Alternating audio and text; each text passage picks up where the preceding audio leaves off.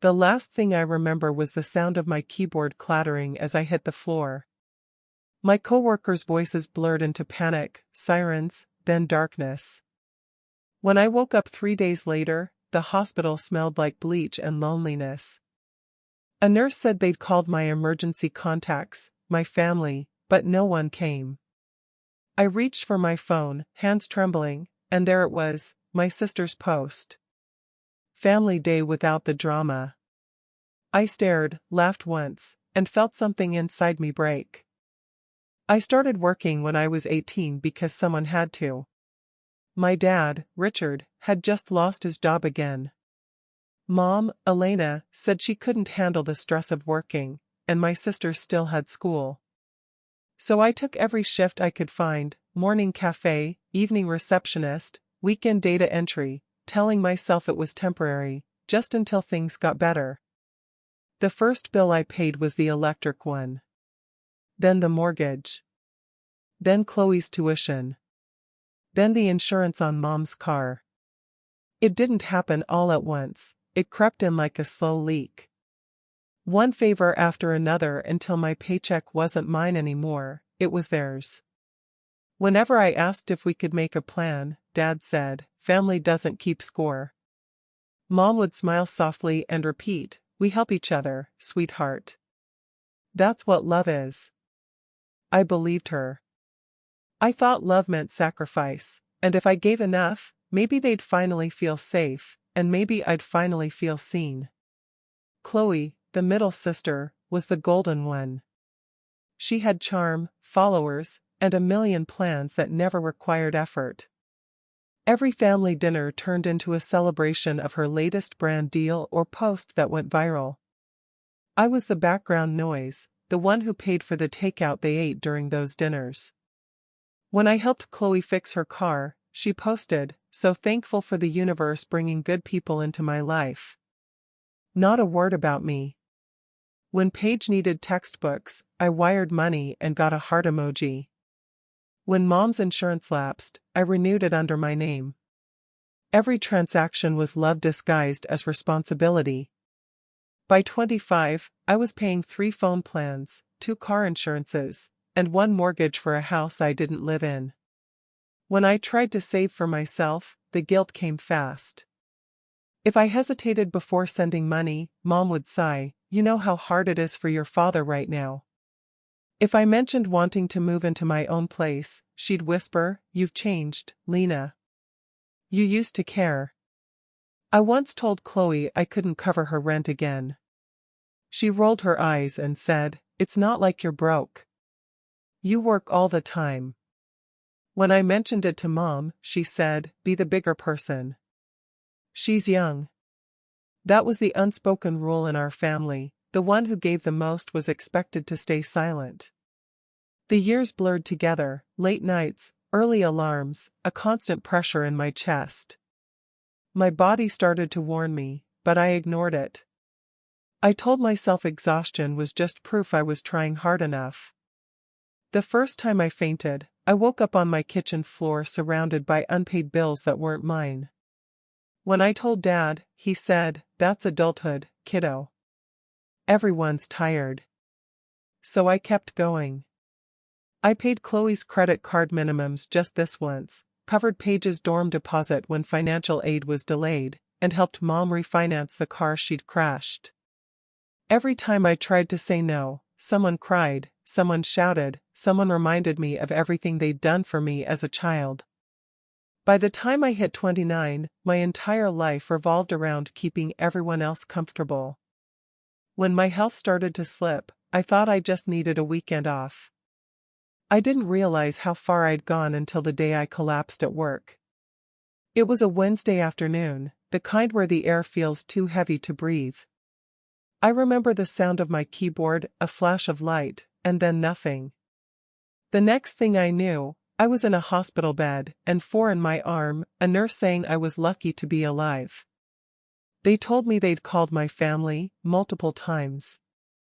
No one answered. 3 days later, when I finally found my phone, there were no messages, no missed calls. Just one notification from Instagram. Chloe's latest post glowed on the screen, a beach photo, perfect lighting, my parents smiling behind her. The caption read, "Family Day without the drama." I stared at it for a long time, the heart monitor beside me keeping count of every beat that hurt. I tried to cry, but nothing came out. I just laughed quietly, the sound breaking halfway. That picture was the first honest thing they'd ever given me. It showed me exactly where I stood, with my body in a hospital bed and my name erased from their version of family. That was the day something in me stopped breaking and started rebuilding. I realized I wasn't weak for caring, I was just done funding their love. And from that moment on, I decided one thing, no more. I called my father the morning I was discharged. He sounded almost cheerful. "You're feeling better," he said. "I'm alive," I answered. "Why didn't anyone come?" "We thought you needed space," he replied, like it was kindness. "I was in a hospital bed," I said. "Well, you're fine now. No harm done." 3 days later the tone flipped. My phone lit up with missed calls and texts, "We need you. Call us. The rent is due." Not a single line about my health. I didn't respond. I drove to the house. Through the window I saw candles, takeout containers, laughter. Mom opened the door halfway, a glass of wine in her hand. "Lena. We weren't expecting you." "I can tell," I said, stepping inside. Dad looked up from the table. Chloe and Paige were laughing at something on a screen. A family dinner, without me. "I almost died," I said. "Did that matter to anyone?" Dad leaned back. "Don't be dramatic. You fainted." "I collapsed," I said. "They had to shock me." Mom's smile thinned. "You've always been sensitive." That word again, their favorite way to turn truth into hysteria. I took a breath and looked at the room my money had furnished. "Did it occur to you to visit?" "Hospital energy isn't good for you," Dad said. "We figured rest was best." "Rest?" I laughed. "You went to the beach." Chloe crossed her arms. "It was a family day. You weren't up for it." "Right," I said. "Family day without the drama." Her face tightened. "You saw that?" "I saw everything," I said. "Including the bills you've sent me since." Mom set her glass down. "Let's not make this about money. You help because you love us." "I did love you," I said. "But love isn't an ATM. I'm done paying to belong." Dad's voice hardened. "You're ungrateful. After all we've done." "For what?" I asked. "Groceries, mortgage, insurance, tuition, I carried all of it." "Family doesn't keep score," he said. "You do," I said. "Every time the rent is due." Chloe lifted her phone, framing her eyes with a practiced tremble. "My sister's having another episode," she whispered to the camera. "We're trying so hard." I lowered her hand. "Don't turn me into content." Mom gasped. "Don't speak to your sister like that." Paige stared at her plate. I could feel the old reflex, to apologize, to fix. Instead I said, "The money stops. Auto payments are cancelled. If you text me about rent again, I'll block your numbers." Dad stood. "You won't survive without us." "I've been surviving you," I said. Chloe's voice sharpened. "Fine. We'll tell people you're unstable. We'll protect you whether you like it or not." There it was, the threat I'd expected. I took out my phone, not to argue, but to record. "My name is Lena Brooks," I said calmly to the lens. "For 11 years I've supported my parents and sisters, mortgage, insurance, tuition, utilities. When I collapsed from overwork, they called it drama. I'm ending the payments and keeping records. That's all. Mom reached for me, then stopped. Lena, don't do this. We're family. You taught me that love without respect isn't love, I said. I'm choosing respect. I turned to leave. From behind me, Dad barked, "You'll come back." You always do. Not this time, I said without turning around. On the porch, the air felt cold and clean. I didn't raise my voice, didn't cry, didn't plead. I walked to my car and sat with my hands on the wheel until my breathing steadied. For years I'd tried to win their care with effort, now I would protect my peace with evidence. No more arguments, no more explanations. Just facts, cancelled transfers, documented messages, a paper trail as sharp as a boundary. As I pulled away, the house glowed in the rearview like a stage after curtain call, warm light, empty truth. I wasn't afraid of what would follow. If they wanted to fight publicly, they would meet documentation. If they wanted quiet, they would meet silence. Either way, I was finished funding the version of family that erased me. I drove home repeating one sentence until it felt like a promise: I won't react with emotion, I'll respond with proof. I called Grandpa Joe the night I left my parents' porch. He was the only one who ever looked past their performance. A retired accountant with a gravelly voice and a steady stare, he listened while I told him everything. When I finished, he said, "Come by. Bring your statements." An hour later we were at my kitchen table. He opened a notebook, clicked his old calculator, and nodded at my phone. "Show me the flows." I pulled up my banking app. We scrolled through years of transfers named family help, mortgage, utilities, tuition, insurance. The total climbing on his pad made my chest tighten. "That isn't generosity," he said. "That's a system. And systems leave trails." He drew 2 columns. Contribution. Consumption. Tonight you end the consumption. Tomorrow we document the contribution. I cancelled every automatic payment. Joint cards frozen. Passwords changed. He dictated a checklist while I typed. Download full statements. Export recurring payments. Save text threads requesting money. Record future calls that ask for funds. He looked up. If they rewrite history, the timestamps will disagree. The next morning he helped me request itemized records from my bank. Rows of dates and amounts filled the screen like a diary I hadn't meant to write. He highlighted patterns I'd never named. First of the month rent rescue. Mid-month insurance sweep. End of semester tuition plug.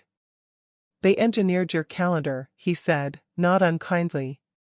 You can engineer your exit. That afternoon Mrs. Patel called. She had been our neighbor since I was a teenager, the one who waved when I carried lumber from the trunk. Your grandfather said you might need this, she told me.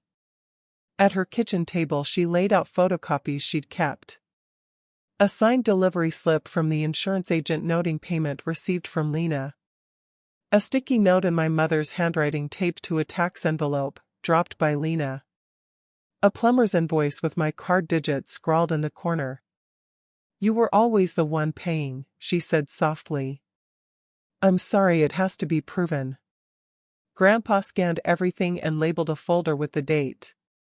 He preferred simple names. Evidence 1. Evidence 2. He asked if I still had the discharge paperwork from the hospital and the nurse's note about the unanswered calls. I did. He added them to the pile. Financial exploitation rarely travels alone, he said. It walks with indifference. That evening he taught me how to keep a call log. Time, number, summary, ask. The phone buzzed while we worked. Dad forwarded a utility bill. Mom wrote a single word, groceries. Chloe posted a story caption, "Be kind." I didn't answer any of them. I took screenshots and filed them.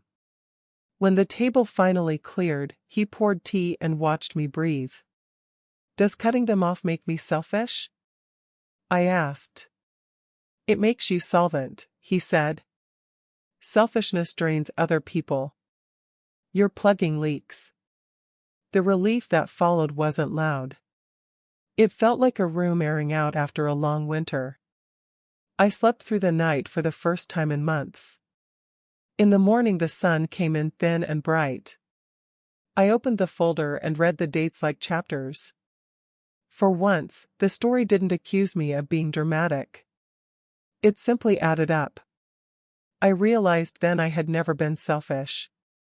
I had been subsidizing a version of family that could not love me without my money. Saving myself wasn't betrayal. It was the first honest deposit I had ever made. 2 weeks after I shut the money off, a thick envelope arrived, a petition for temporary conservatorship. According to my parents and sisters, I was unstable after a cardiac event and unable to manage finances. I brought it to Grandpa Joe. He read it, sighed, and said, "They're not asking to protect you. They're asking to access you." He called an old colleague, attorney Melissa Grant. By Monday morning we were in court. My family sat across the aisle looking polished and fragile, Chloe with tissues ready, Mom clutching Dad's arm, Paige small and silent. The judge, a silver-haired woman with a voice like a metronome, opened, "Petitioners, proceed." Their lawyer spun a soft story. I'd cut communication, made drastic financial choices, refused family support. They simply want to ensure Ms. Brooks's well-being.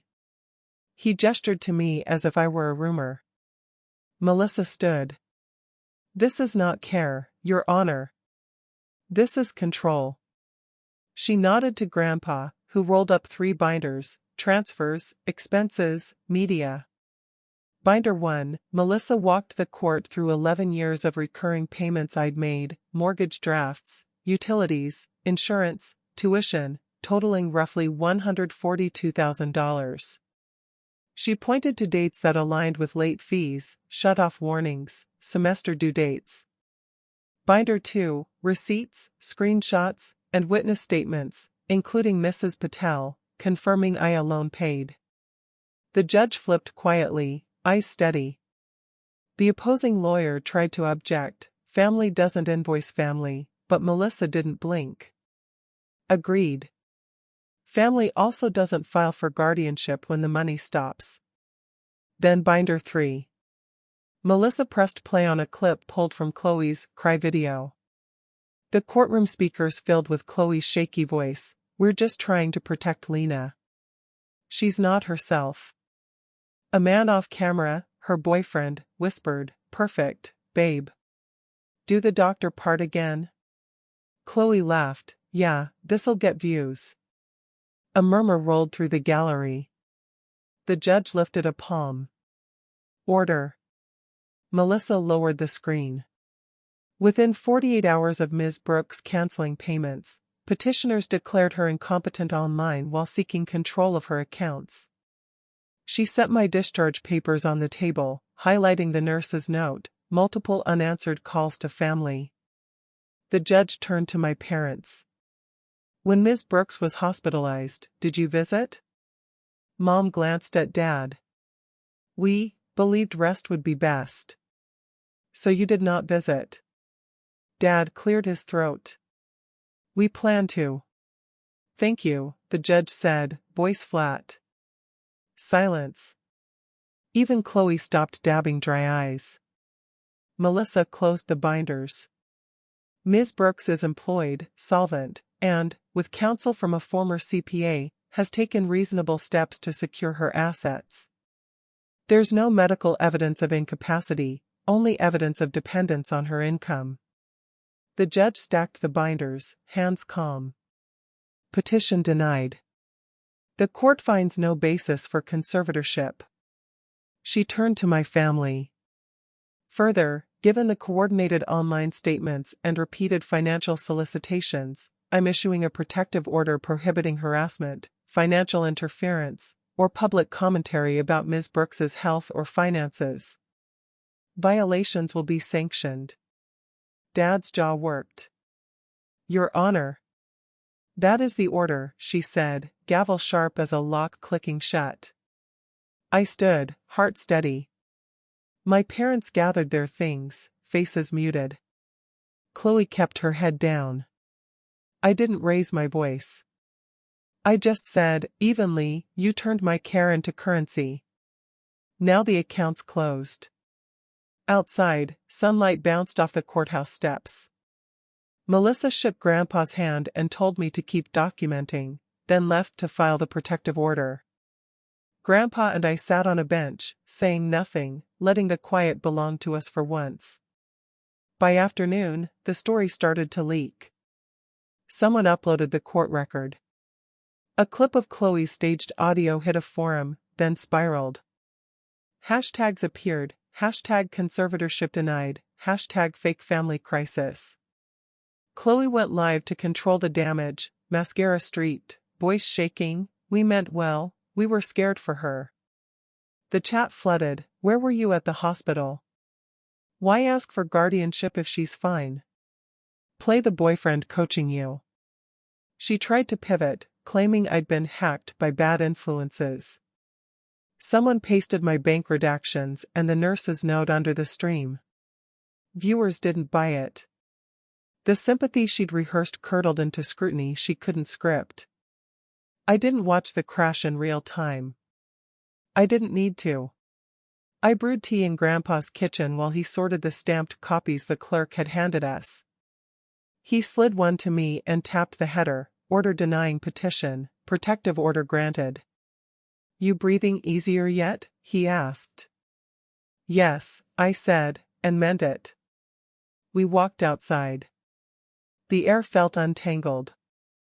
My phone buzzed, apologies threaded with excuses, strangers' DMs, a terse text from Dad, talk to us. I set the phone face down. There was nothing left to negotiate. That night I wrote a single post, not rage, not a victory lap. Just dates, facts, boundaries. Then I closed every app, made dinner, and ate with the only person who had shown up from the start. Justice didn't feel like fireworks. It felt like turning off a tap that had run for years, hearing the pipes go quiet, and realizing the silence was mine. A month after the hearing, Grandpa Joe and I packed up his truck and drove west. He'd always wanted to retire in Colorado, clean air, quiet mornings, no family politics, and now he finally had company. The road stretched long and open, and for the first time in years, I didn't feel pulled in every direction. I just felt forward. We rented a small cabin near a river, the kind of place where mornings start with birds instead of phone notifications. Grandpa read the paper on the porch while I learned to breathe again. No spreadsheets, no bills labeled urgent, no calls demanding money. Just air, space, and the luxury of doing nothing without guilt. I started keeping a journal called Things I Owe Myself. The first entry was short: peace, boundaries, rest. Each morning I added something new: time to think, time to heal, time to be ordinary. I made coffee slowly, watched the steam curl, felt it warm my hands instead of burning them.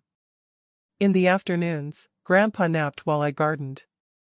I wasn't good at it yet, but I loved the patience it demanded. The soil didn't rush me. The first seed I planted was basil, the same kind Mrs. Patel once gave me. As I covered it with earth, I whispered, for once, I'm growing something that doesn't drain me. The days began to pass softly. I read books I'd bought years ago and never opened. I stretched on the porch and watched sunlight climb the mountains.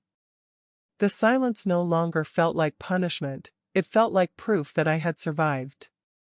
Sometimes I'd think about my family, but only briefly. Their noise couldn't reach me here. I'd traded guilt for gravity, and it felt like peace. I wasn't the provider anymore. I was just Lena, alive, enough, and finally free. If there's one thing I've learned, it's this: kindness without limits turns into exploitation. Love isn't proof of weakness, and silence isn't peace. You can care deeply and still protect yourself. You can walk away and still be good. For years, I believed that giving everything made me worthy. Now I know that boundaries are what make love real. If you've ever been the one holding your family together while they let you fall apart, tell your story. You're not alone. Share this video, leave a comment, or just write your truth somewhere only you can see it. And if you believe justice can be quiet, that peace can be earned, stay with me. Subscribe for more stories about quiet justice, family truth, and emotional freedom.